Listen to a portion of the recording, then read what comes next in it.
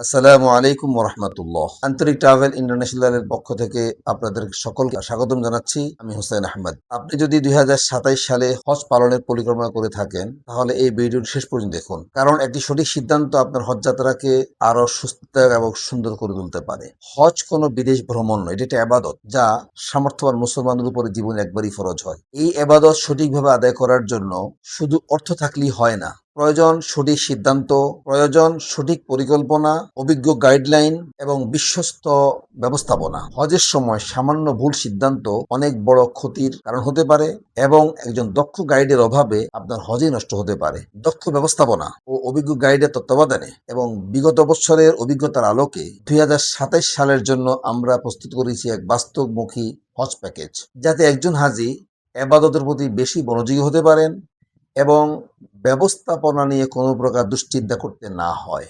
আমাদের প্যাকেজের প্রধান সুবিধাসমূহ: নাম্বার 1, সৌদি আরবে অবস্থান সময়সূচি হবে 40 থেকে 42 দিন। মক্কা শরীফের হোটেল মিসফালা ব্রিজের ভিতরে হবে। এটি স্থায়ী হোটেল হবে, যাতে করে বারবার হোটেল পরিবর্তনের ঝামেলা থাকবে না এবং পুরো সময়টি আপনি কাবাগরের সান্নিধ্যে তথা বাইতুল্লাহ নামাজ আদায় করতে পারবেন। মদিনা শরীফের হোটেল মার্কাজিয়া অর্থাৎ সেন্ট্রাল এরিয়ার মধ্যে হবে। প্রতি রুমে সর্বোচ্চ 5 জন করে হাজি সাহেব থাকবেন।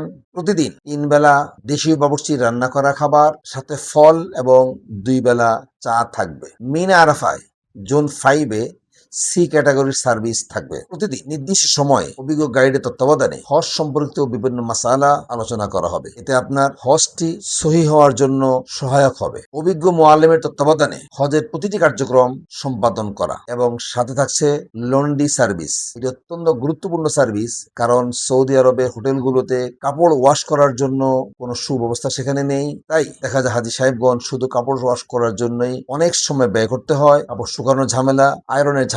আমরা সেই চিন্তাটা মাথায় রেখেই বিগত বছর থেকে চালু করেছি লন্ড্রি সার্ভিস, অর্থাৎ সৌদি আরবের লন্ড্রির সাথে আমাদের চুক্তি করা থাকে, যারা আপনার কাপড় চোপড়গুলো ওয়াশ করে আয়রন করে রুমে পৌঁছে দেবেন। আপনাদের জন্য আমাদের আন্তরিকের পক্ষ থেকে রয়েছে আরো কিছু গিফট আইটেম। আসলে গিফট আইটেম গুলো আমাদের স্বার্থে আমরা দিয়েছি। সেটা হলো, আমরা যখন হাজি সাহেবদেরকে নিয়ে গ্রুপে কোথাও যাই, তখন পোশাকের ভিন্নতার কারণে হাজিরা এদিক সেদিক গ্রুপ দল ছুটে যান। এতে করে হাজি সাহেব যেমন কষ্ট ভোগ করেন, তেমনি ভাবে মুআল্লিম সাহেবদেরও হাজি সাহেবদের খুঁজান যথেষ্ট কষ্ট পোহাতে হয়। সেই দৃষ্টিকোণ থেকে আমরা আপনাদের জন্য কিছু গিফট আইটেম রেখেছি। এছাড়াও এই গিফট আইটেমের আরো অন্যতম কারণ হচ্ছে, হজ জীবন মানুষ একবারই করে থাকেন, একবারই ফরজ হয়। হজের মধ্যে হজ সংক্রান্ত কিছু জিনিস, কিছু পণ্য প্রয়োজন হয়, যেগুলো পূর্ব অভিজ্ঞতা না থাকার কারণে কেনাকাটা করতে যথেষ্ট সমস্যার সম্মুখীন হতে হয়। আমরা দুইটি কথা মাথায় রেখেই আপনাদের জন্য নির্দিষ্ট কিছু আইটেম গিফট হিসেবে গতবারও দিয়েছি, তার পূর্বেও দিয়েছি, ইনশাআল্লাহ আগামীতে চলমান থাকবে। সেটি হচ্ছে trolley bag, hand luggage, passport bag, জুতার ব্যাগ, একটি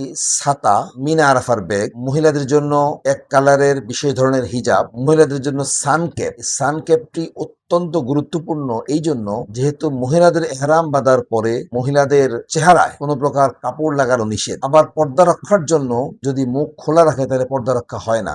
সেই দৃষ্টিকোণ থেকেই নতুন ভাবে বানানো হয়েছে সানক্যাপ, যেটা ব্যবহারের মাধ্যমে আপনি হেরাম অবস্থায় আপনার পর্দাও রক্ষা হবে এবং হেরামের জন্য যে মুখে কাপড় লাগানো নিষেধ সেটাও সুরক্ষিত থাকবে। কিন্তু এই জিনিসটা অনেকেই না চিনার কারণে নেন না, শেষ পর্যন্ত তাদেরকে খোলা মুখেই পর্দা নষ্ট করেই হেরাম অবস্থা থাকতে হয়। আমরা সেই চিন্তা মাথায় রেখে গত বছরের থেকে আমরা সানক্যাপ ব্যবস্থা করেছি, ইনশাল্লাহ এবারও তা থাকবে, এবং জায়নামাজ। এছাড়াও 2027 সালের জন্য আরো কিছু উপহার আমরা চিন্তায় রেখেছি, যা ইনশাআল্লাহ মুক্কাতুল মুকাররমায় যাওয়ার পরে, মদিনায় যাওয়ার পরে আপনারা পেয়ে যাবেন। হজ প্যাকেজের মূল্য ও নিবন্ধন সংক্রান্ত তথ্য জানতে স্ক্রিনে দেওয়া নম্বরে যোগাযোগ করুন। আল্লাহ তাআলা আমাদের সকলের হজকে সহজ করুন এবং কবুল করুন। আসুন এই পর্যায়ে আমরা 2026 সালে আমাদের সাথে অর্থাৎ আন্তরিকের সাথে হজ করেছেন এমন একজন হাজি সাহেবের মতামত জেনে নেই। আমি মোহাম্মদ মোকসেদুর রহমান। আমি আশুগঞ্জ ফার্টিলাইজার ফ্যাক্টরি থেকে বলছি। আমি 2026 সনে মাওলানা আহমেদ হোসেন হুজুরের সাথে হজে গেছিলাম। ওনার ট্রাভেলস হচ্ছে আন্তরিক ট্রাভেলস, এবং আমি ওনার সাথে যাওয়ার আগে দিয়ে ফেব্রুয়ারি মাসে আমার গাড়ি অ্যাক্সিডেন্ট করে পা ভেঙে যায়। আমি হুজুরকে বলছিলাম যে, হুজুর এই অবস্থা আমি কিভাবে যেতে পারবো। হুজুর আমাকে একটা অপশন দিছিল যে, আপনি রিপ্লেস করেন, না হয় আল্লাহ যদি আপনাকে তৌফিক দেয় আপনি সুস্থ হলেই হয়তো হয়ে যাবে। আমি ডাক্তারের পরামর্শ, ডাক্তার ট্রিটমেন্ট করি। ডাক্তার আমাকে রড লাগাই দেয়, পায়। এই অবস্থায় আমি অনেকটা বেটার ফিল করি। তারপর আমি ডিসিশন নেই যে না, ইনশাল্লাহ আমি নিজেই যাব, কোনো রিপ্লেস আমি দেব না। হুজুরকে আমি এতটুকুই বলছিলাম যে হুজুর আমাকে একটু সহযোগিতা করবেন, ইনশাল্লাহ আল্লাহ যদি করায় আমি নিজেই যাব। তো হুজুর আমাকে যথেষ্ট সহযোগিতা করছে। সেই প্রথম থেকে একেবারে হজের যেদিন আসি, একদম এয়ারপোর্টে যেদিন ল্যান্ড করি সেদিন পর্যন্ত যাওয়ার আগে দিয়ে আমার যত সামান আছে, এই যে আমাদেরকে যে সামানা দিছে, যেমন একটা লাকেজ দিছে, সাইড ব্যাগ দিছে, পিঠের ব্যাগ দিছে, জুতার ব্যাগ দিছে, জায়নামাজ দিছে, প্যাড দিছে, কলম দিছে, হ্যাঁ, আনুষঙ্গিক আরো কাগজ, যা যা নিয়ম কানুন সেইগুলোর কাগজ দিছে। তো আমি গেছিলাম আমার আহালি, আমার স্ত্রীকে নিয়ে এবং আমার শাশুড়িকে নিয়ে। যেহেতু আমি মাজুর ছিলাম এবং আমার শাশুড়িও একটু মাজুর, উনিও অসুস্থ ছিলেন, আর আমার স্ত্রী শুধু একটু ভালো ছিল। যাক, আমার স্ত্রী আমাদেরকে একটু নিয়ে করছে এবং হুজুর সার্বক্ষণিক বলতে গেলে, যেমন এই এয়ারপোর্ট থেকে, হাজিগ্রাম থেকে শুরু করে এয়ারপোর্টে নেওয়া, সেই প্রত্যেকটা সময় হুজুর আমার পাশে ছিলেন। আমার লাকেজ আমাকে ধরতে হয়নি, আমার লাকেজ গুলো পর্যন্ত হুজুর নিজের হাতে গাড়িতে উঠাইছেন। সে আবার ইয়াতে নদীতে এয়ারপোর্টে যখন নামছি, এয়ারপোর্টে নামার পরে আমার যে পিঠের ব্যাগগুলো ছিল, হাতের যে ব্যাগটা ছিল, সেটা পর্যন্ত আমাকে নিতে দেয়নি হুজুর। হুজুর সেই নিজেই নিছে, কষ্ট করে। ওনার কষ্ট হয়েছে হয়তো। আমি এই হুজুরের সাথে এই 2026 সালে এবার হজে গিয়ে অনেক বেটার ফিল করছি এবং ওনার থাকা খাওয়া, আনুষঙ্গিক যা ওখানকার কার্যক্রম, জিয়ারা, সবকিছু উনি সুন্দরভাবে আমাদেরকে করাইছে। এবং আমাদের যে হোটেলগুলো ছিল, তো সর্বোচ্চ মনে হয় 500 থেকে 600 মিটারের মধ্যে ছিল, মানে 1 কিলো হবে না, তার মধ্যেই। মক্কাতে ছিল সুন্নত আজিয়াতে, মানে বাচ্চার বাড়ির সাথে, আর মদিনায় ছিল গামামা মসজিদের দক্ষিণ পশ্চিম কোণায় আর কি, মিরামার হোটেল, ওটাও কাছেই, ওটাও ওই 500 থেকে হয়তো সর্বোচ্চ 700 মধ্যে হবে ওটা।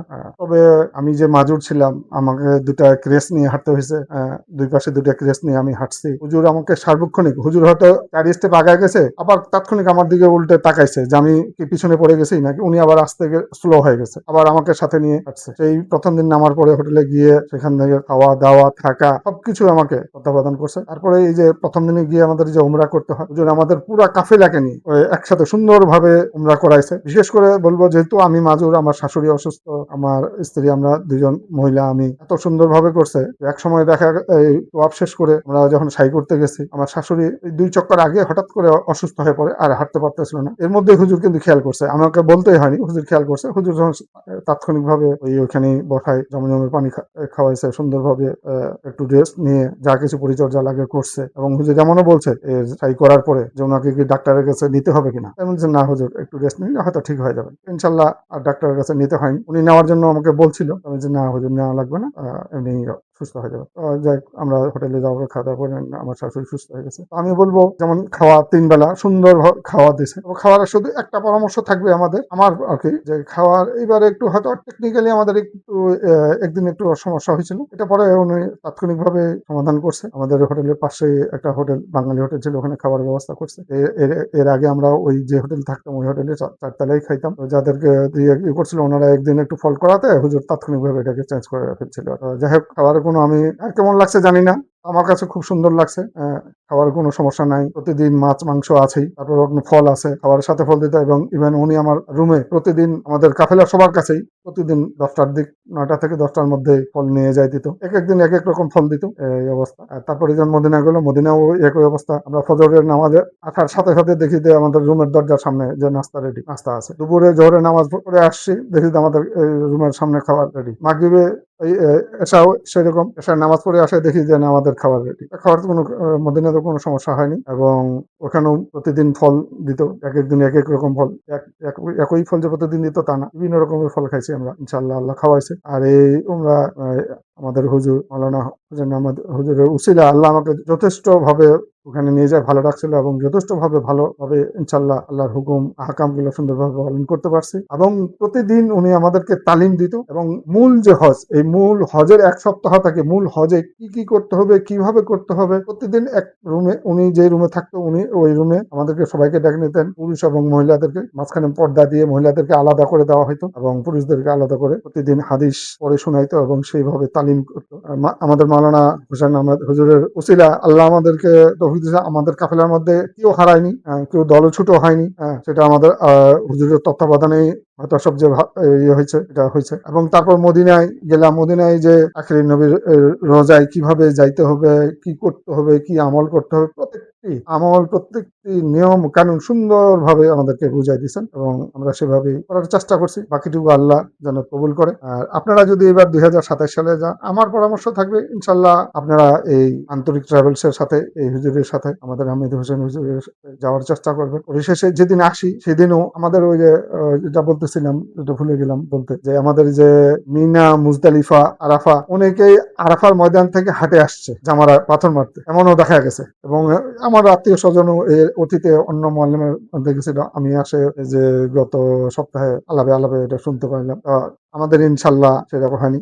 প্রত্যেকটা ইয়েতেই আমাদের গাড়ির ব্যবস্থা করছে হুজুর। মুজদালিফা থেকে আরাফার ময়দান থেকে মুজদালিফা, মুজদালিফা থেকে প্রত্যেকটা গাড়ির ব্যবস্থা করছেন। কোনো সমস্যা হয়নি। টেকনিক্যালি হয়তো একটু সামান্য হয়তো অসুবিধা হতে পারে, এগুলো মেনে নিতে হবে। আর সবচেয়ে বড় কথা, হজ মানেই কষ্ট। এই কষ্টটাকে স্বীকার করে নিয়ে হজের নিয়ত করবেন এবং হজে যাবেন। এবং হজের মূল কাজই হলো হাঁটা, একটু হাঁটতেই হবে। হাঁটা ছাড়া আপনাকে হজ আপনি করতে পারবেন না। যেমন মিনা থেকে আপনাকে হেঁটে জামারাই যেতেই হবে।